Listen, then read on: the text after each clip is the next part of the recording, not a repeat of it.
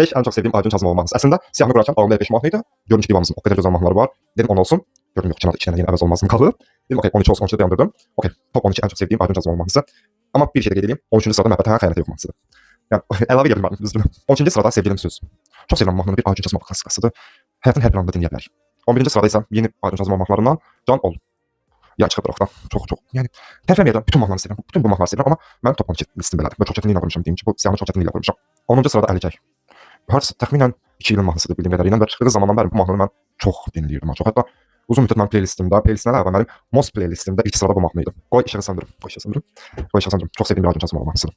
8 bu yeni çıxan bir Aydın Kazımova mahnısıdır. Mən bilən ən son mahnılardan biri idi. Onun adı nəyindən sonra çıxdı deyəsən? Karma.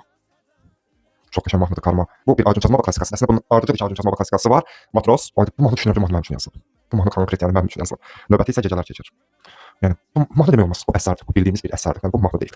Yəni mahnı bunun yanında adı qalır. 5-ci sırada bu yeni bir Aydın Kazımova mahnısıdır və çox dinləyirəm.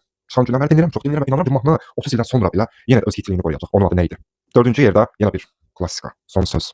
Yəni o bəstə, o sözlər, bunlar adi mahnı deyil. Əgər gündəlik biz radioda mainstream deyilən şeylər dinləyiriksə, bunlar da mahnı da verə bilmərik. Bunlar mahnı deyil, bunlar əsərdir. Möhtəşəmdir, sadəcə möhtəşəm. 3-cü yer. 3-cü yerdəki mahnının mənim üçün bir xatirəsi var. Bəlkə də ən çox dinlədiyim mahnılardan olmasa da, 3-cü yerdə olmasının səbəbi bu mahnı mən ilk oxuduğum mahnı idi. Güzgü önünə keçib ilk dəfə müğənnilik eləyib, balaca tərlan müğənnilik eləyib oxuduğum mahnı idi. Şəklimi çək. 2-ci yer. Dinləyək və yorulmamıza bax. SOS. Azərbaycanın mən düşünürəm mahnı Avrasiyada qalibə gələrdi. Azərbaycan çox gözəl tanıdardı bu mahnı. Və 1-ci yer Sus. Yəni mən Aydın Kazımovanı uşaqlıqdan bəri sevmişəm, amma bu mahnı 2017-də çıxdı. Aydın Kazımovanın sənətinin 30-cu illiyi idi, səhv eləmirəmsə və konsertdə orada Kristal zalda orada getmişdim. Bu mahnı ilə mən Aydın Kazımova bir daha aşiq oldum. Bir daha sübut elədi ki, mən divayım. Siyahıya əlavə edə bilmədiyim, amma o qədər çox sevdiyim Aydın Kazımova mahnıları var. Ondan sonra yenə birində deyim, 14 olacaq, 5 demişim, 14 olacaq. Etiraf. 54 yaşımda. Mən bilən Aydın Kazımovanın 54 yaşında çıxartdığı mahnı idi. Və mahnının müddəti də 5 dəqiqə 4 saniyə idi. Okey, növbəti videomuz isə Faiq Ağayevdən gələcək. Hələlik.